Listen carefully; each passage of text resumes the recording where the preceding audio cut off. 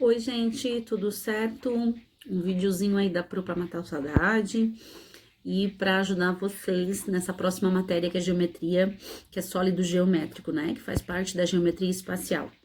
Então, eu vou dar uma explicadinha aqui nos slides que eu vou postar para vocês, certo? E sobre a relação de Euler, tá bom? E presta atenção para fazer a atividade depois. Qualquer coisa é só chamar a Pro, ok? Beijo, saudade, se cuidem.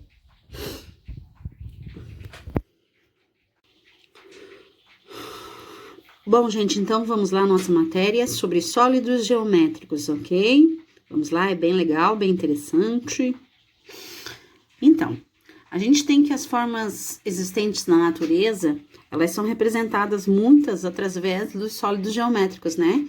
Tem as formas, por exemplo, regulares, aí como, né, esse cubo aí, né? As frutas também, ou os cristais, vários formatos a gente tem, né, de sólidos geométricos. Um representando os regulares, outros irregulares, né? Aqui também, ó, todos são exemplos de sólidos geométricos, ok? Esses sólidos geométricos é as figuras 3D que a gente quer dizer, né? Ó, nas construções, na arquitetura, né? Temos também temos nas criações do homem, né? Por exemplo, as pirâmides do Egito.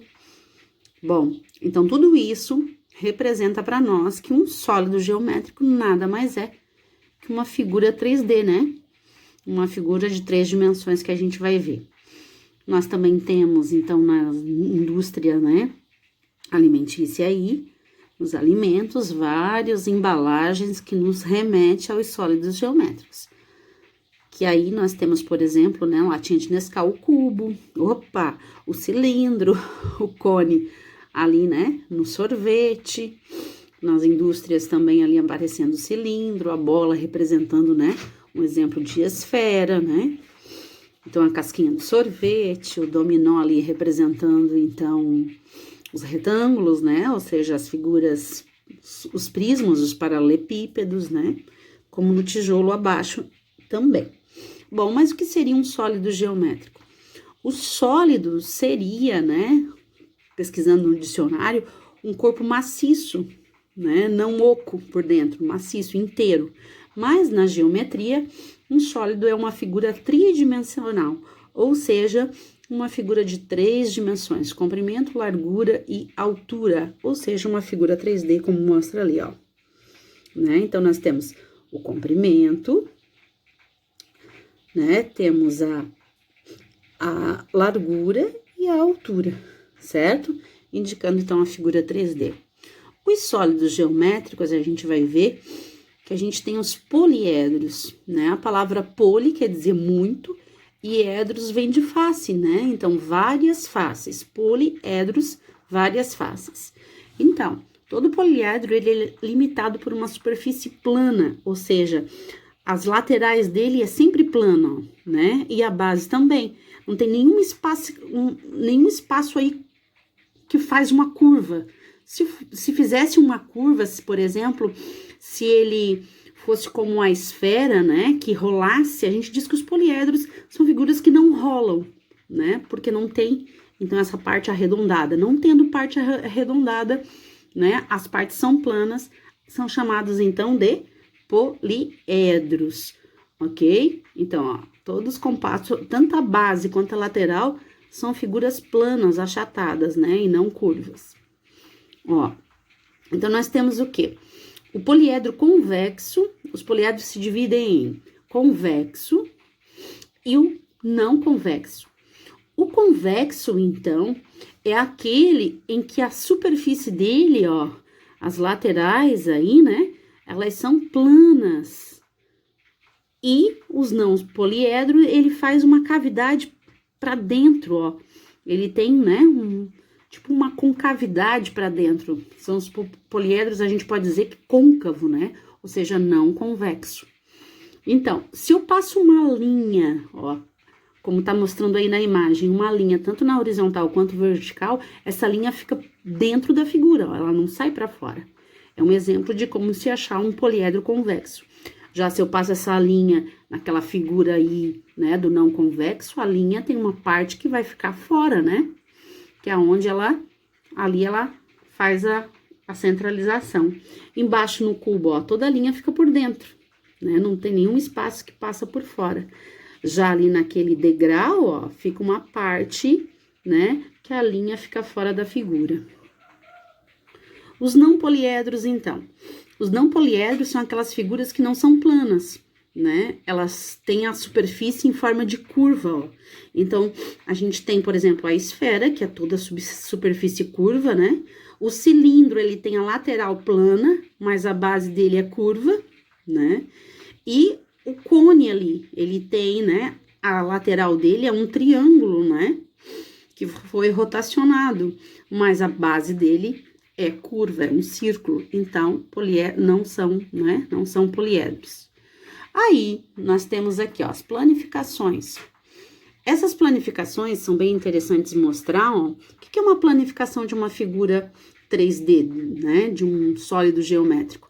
É abrir ela, né, é desmontar ela e fazer com que ela fique, né, todas as faces em amostra, certo? Então, aqui, ó, eu tenho o quê? As planificações, né, essas planificações que eu tenho, qual delas ali, aqui nós temos as figuras 3D sendo mostradas aí, ó, as figuras 3D, certo? Quais delas representam ela aberta? Ó, então a gente tem que essa figura aí é um prisma triangular, a base dele é triangular, né? Aqui a gente tem qual figura que representa qual figura eu posso escolher para representar a segunda planificação? Seria uma pirâmide triangular, né? Agora, a terceira planificação, qual seria a figura? Pode ver que a base é um círculo. Então, eu tenho o que aí? Eu tenho um cilindro. E depois, eu tenho um prisma ali, que a gente vai chamar de prisma, que a base dele é um pentágono, né? Então, essa seria a planificação. Embaixo também, ó, né? Aí, nós temos aí o cone, né? Que já dava para ver pela base. Nós temos uma pirâmide de base quadrada, ó. Né? Tudo que manda é a base. Aí, a gente tem, então, um prisma retangular e um prisma quadrangular, que é o nosso cubo aí, com todas as faces idênticas, ok? Isso aí seriam as planificações das figuras, então, dos sólidos geométricos, ok? Bom, essas figuras, então, a gente vai poder planificar elas, porque depois a gente vai ter que calcular a área e o volume delas. Um poliedro, ele pode ser composto por faces, certo? Ó, aí seriam as faces. O que seriam as faces? As paredes, né? As laterais, as bases, a tampa, o topo de toda a figura. Então, as paredes, o chão e o teto representam as faces, ok? Bom, nesse cubo, a gente tem quantas faces? Tem 6, né? Os vértices seriam os cantinhos. Cada cantinho aí, ó, nós temos 4 cantinhos em cima, 4 cantinhos embaixo. Então, os cantinhos, os biquinhos, os cantos são chamados de vértice, ok? E as arestas são as linhas, onde a gente faz as dobras, né? Essas linhas, o contorno, né? Olha, as linhas, os segmentos de reta são chamados de arestas, certo? Muito bem, ó. Então, eu tenho as arestas, né? 4 arestas em cima, 4 arestas embaixo, 4 arestas nas laterais, né? Esse seria o nosso famoso hexaedro, ou seja, um cubo que tem 6 faces. Hexa quer dizer 6, né? A gente já vai ver como os poliedros são classificados de acordo com números de faces. Bom, então aqui nós temos esse hexaedro, ou seja, né, um cubo. E esse cubo, eu quero saber quantas faces ele tem, quantos vértices ele tem e quantas arestas ele tem. Vamos voltar. Quantas faces? O que é face? Face não é a parede, a base e o teto? Então, se eu contar a base e o teto, dá 2. E quantas laterais aí ele tem? Quantas paredes ele tem? 4. Então, são 6 faces.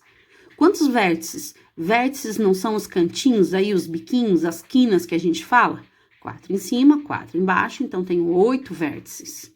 E as arestas são as linhas, né? As dobras. Então, eu tenho 4 arestas em cima, 4 arestas embaixo e 4 arestas, ó, nas laterais.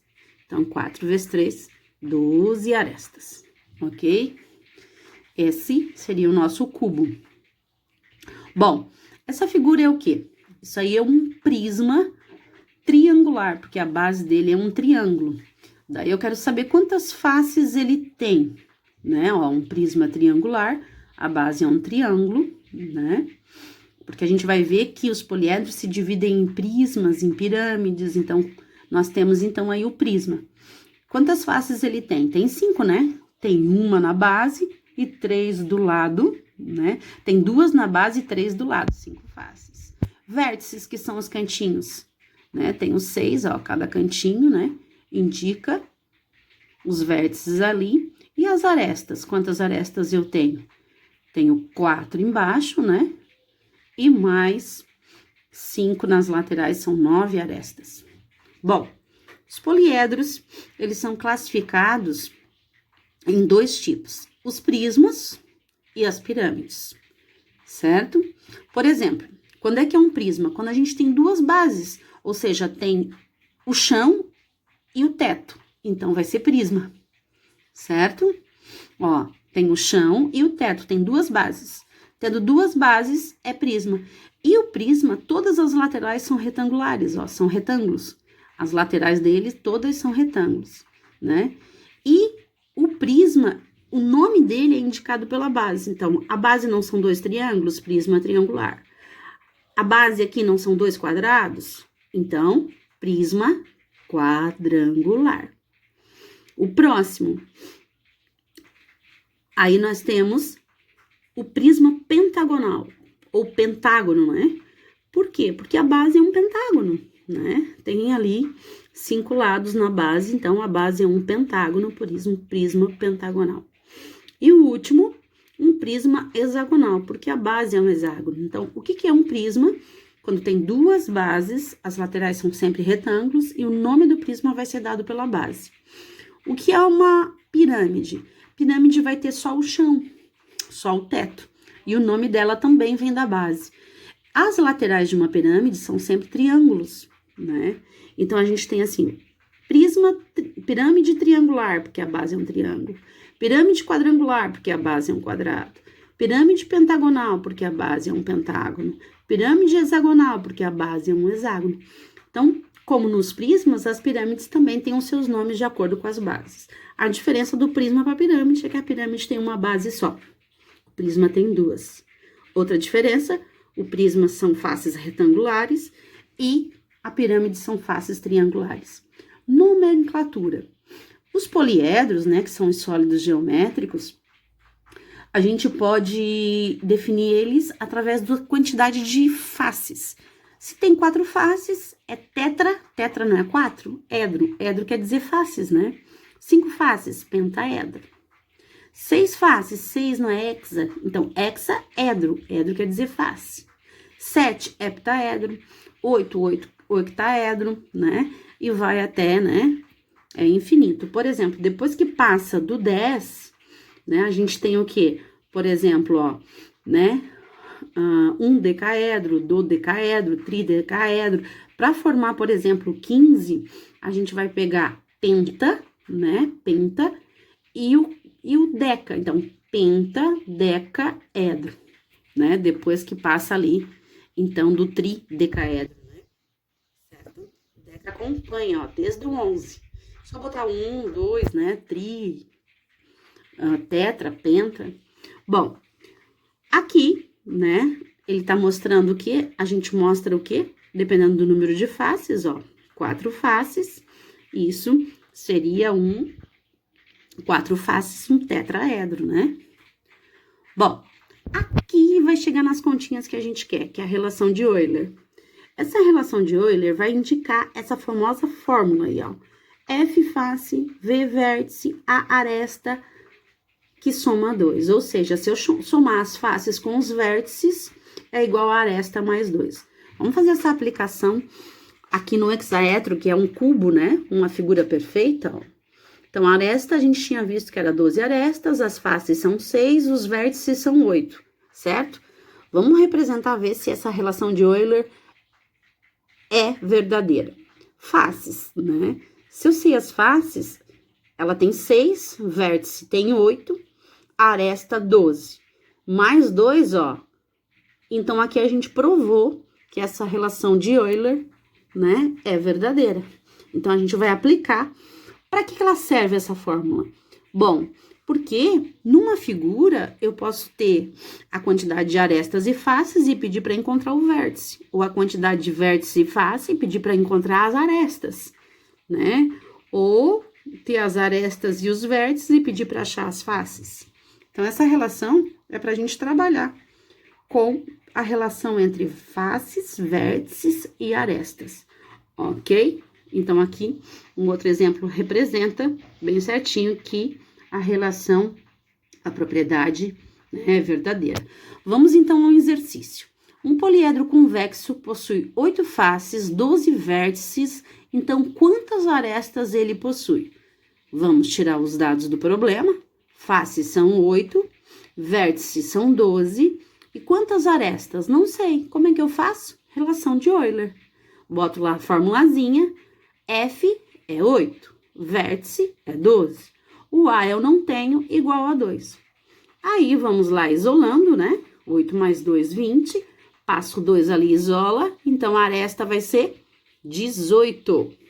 Certo? Então, fácil, né? 18 arestas. Por enquanto, está fácil. Número 2. Um poliedro convexo, o número de arestas é 12. A mais que o número de vértices. Quantas faces possui? Ó, aqui complicou um pouquinho mais, porque ele só disse que o número de arestas é 12 a mais que de vértices, mas eu não sei nenhuma delas. Então, eu vou chamar que o vértice é x e que a aresta seria o vértice mais 12, né? Então, x mais 12.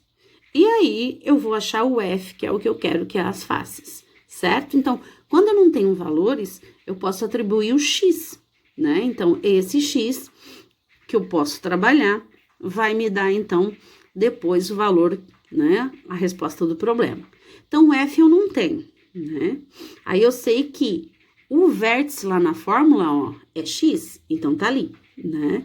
Depois, a aresta é x mais 12, e mais 2, que é o da fórmula, certo?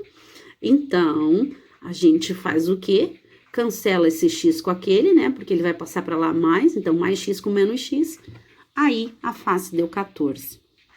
Olha 3. Como se chama um poliedro que possui 6 vértices e 12 arestas? Bom, se ele te deu o vértice, que é 6, te deu a aresta, que é 12, o que tá faltando aí? A face, né? Então, tu não tem um F. Bota lá a fórmula. Ó, tá aí a fórmula. E aí, vamos substituir. F eu não tenho, vértice é 6, aresta é 12, mais 2 que é da fórmula. Somou dá 14, né?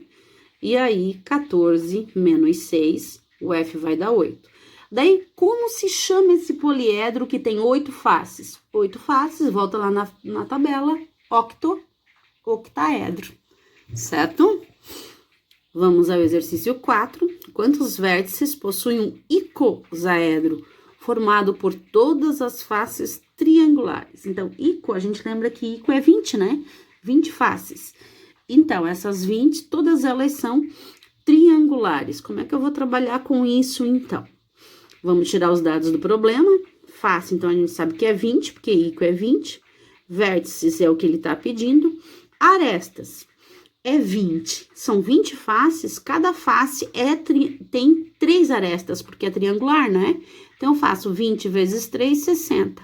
Por que eu tenho que dividir, ó? Esse aí é um exemplo do icosaedro aí, o desenho, né? Por que eu tenho que dividir por 2? Porque quando eu multiplico o 20, que são 20 faces, e cada face é triangular, esse triângulo, né? Eu conto 2 vezes, né? Ele compartilha a mesma face, ó. Então, eu tô contando 2 vezes, por isso dividir por 2. né? Porque eu tô contando sempre três, né? 3 arestas de cada triângulo. E cada aresta compartilha 2 faces. Por isso, sempre, quando o probleminha for assim, eu tenho que dividir por 2. Vamos à fórmula da relação de